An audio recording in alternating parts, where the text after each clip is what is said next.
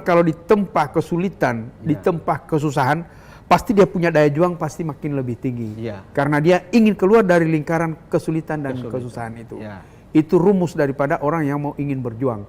Kecuali dia sudah tidak ada kemauan untuk bisa berjuang, untuk bisa merubah hidupnya, maka dia tentunya tidak akan berubah juga sikapnya. Karena bagaimanapun kita ini adalah yang bisa merubah diri kita itu adalah kita sendiri, bukan ini. Tuhan tidak akan merubah nasib seseorang kecuali ia sendiri bisa merubah hidupnya.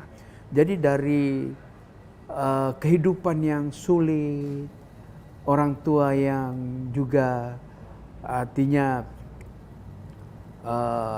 dalam kehidupan yang pas-pasan, menyekolahkan anak di masa lalu itu kan sangat sulit juga.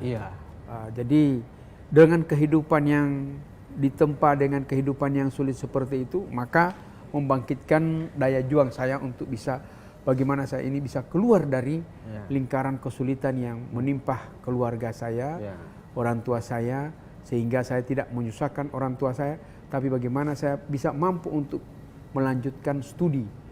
Karena dalam benak saya bahwa orang bisa merubah nasibnya kalau dia punya pengetahuan. Orang yang bisa punya pengetahuan kalau dia punya pendidikan. Dan jalan yang paling tepat untuk memperoleh pengetahuan melalui jalur pendidikan itu ya kita harus bersekolah. Soal bicara deklarasi ya. Deklarasi. Jadi dulu itu memang pada saat perjuangan provinsi, gaung ini sebenarnya sudah dilakukan sebelum saya menjadi ketua panitia, ketua Presidium Nasional Pembentukan Provinsi Gorontalo. Baik oleh mahasiswa, oleh masyarakat, untuk bagaimana kita menjadi provinsi. Karena memang kita layak. Luas wilayah Gorontalo itu 45% dari Sulawesi Utara. Cuma memang menjadi problem waktu itu adalah jumlah kabupatennya. Itu baru 2 kabupaten 1 kota. Mestinya 5. Nah, oleh karena itu di dalam perjuangannya kita rancang dengan baik. Pertama, tentunya persiapan proposalnya harus bagus. Kita tidak boleh hanya melihat wilayahnya, tapi melihat potensinya. Baik potensi alam, potensi historis. Kita saja merdeka bisa. Sebelum Indonesia merdeka kita sudah merdeka, apalagi kalau cuma jadi provinsi. Itu kekuatan kita. Yang kedua, budaya kita berbeda dengan Sulawesi Utara. Kita punya budaya sendiri. Maka itu juga salah satu kekuatan yang menjadi utama, termasuk jumlah penduduk kita dan sumber daya manusia. Maka agar supaya gaung ini benar-benar diresapi oleh rakyat Gorontalo dan Indonesia, termasuk rakyat Gorontalo di luar daerah, maka kita lakukan deklarasi. Dan waktu itu saya diminta untuk pembaca deklarasi, tapi sebenarnya orang di balik itu banyak. Ada 23 orang anggota Presnas, Presidium Nasional, yang bagian daripada deklarasi. Saya membacakan saja deklarasi itu. Dan alhamdulillah hari ini kita sudah nikmati Gorontalo ini menjadi provinsi. Nah, dalam rangka perkembangannya ada 3 sebenarnya tujuan berprovinsi. Yang pertama adalah kesejahteraan, dan itu sudah terjadi walaupun sampai hari ini kemiskinan kita dikatakan masih 5 besar. Tapi saya melihat ini sebenarnya data yang harus diupdate. Ya, karena kalau kita lihat di daerah ini kan perkembangan dana, perkembangan juga pembangunan begitu luar biasa. Bahkan kalau kita jalan 10 rumah, cuma 1 yang tidak baik. Berarti kalau 1 itu 10%. Nah, tapi ukuran-ukuran ini yang harus kita perdebatkan. Yang kedua adalah pelayanan. Pemerintahan hari ini hampir semua sudah berada di sini. Namanya Polda, Korem, maupun Siun dan sebagainya sudah berada di sini. Itu berarti pelayanan sudah bisa cepat. Dibanding kita ke Manado misalnya. Dan yang terakhir adalah pengembangan jati diri. Nah, jati diri ini yang kita terus kembangkan. Kalau kita cuma sama dengan orang Manado, untuk apa jadi Gorontalo jadi provinsi? Harus kita punya jati diri sendiri. Bahasa, budaya, kemudian berbagai ornamen-ornamen yang ada di daerah ini. Dan itu mulai dikembangkan. Banyak orang tahu di bawah kepemimpinan Pak Fadil, Gorontalo itu swasembada pangan. Nah, ini gimana Pak soal Gorontalo termiskin kelima dengan soal IKP, Indeks Kemerdekaan Pers, yang di Gorontalo ini di bawah. Kami persilakan Pak Fadil. Ya, saya jadi gubernur itu Gorontalo itu pisah dari Sulut. Ketika pisah dari Sulut, Gorontalo adalah di atas Papua. Papua termiskin, Gorontalo di atasnya. Maka orang malu sekali. Teman-teman saya datang ke sini, Bapak Baramuli, Pak Abu Rizal Bakri, Pak Agung Laksono.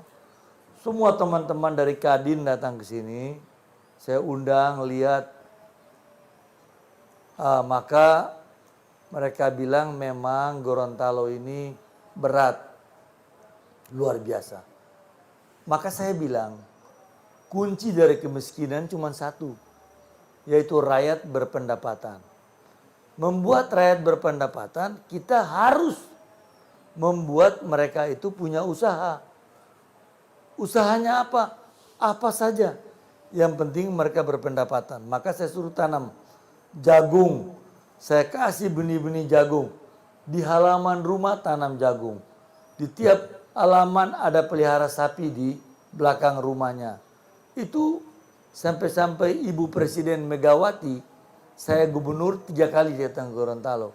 Hanya mau lihat bagaimana kita buat sampai begitu cepat Gorontalo masuk menjadi ranking tengah-tengah nomor 14. Karena rakyat berpendapatan. Nah, ketika saya tinggalkan, itu tidak ada lagi.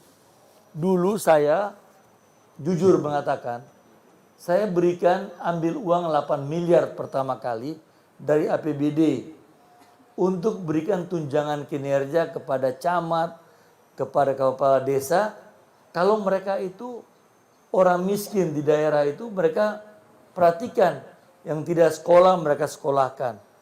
Orang-orang yang tanam jagung, mereka perhatikan jagungnya dan sebagainya.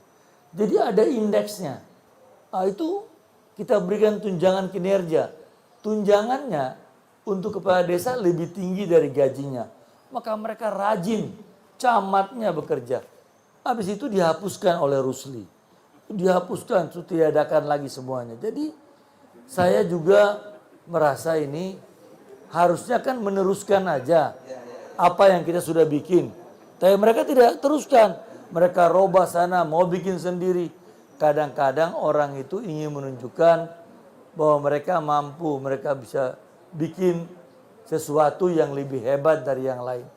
Padahal apa yang sudah berhasil ya dibuat aja. Di Bone Bolango itu kita kerjasama dengan Maize Center di Meksiko. Ibu Winarni, Prof. Winarni Mona Arfa datang ke Meksiko. Belajar mengenai jagung di sana, bikin di sini. Datangkan ahli-ahli dari Jakarta, dari mana.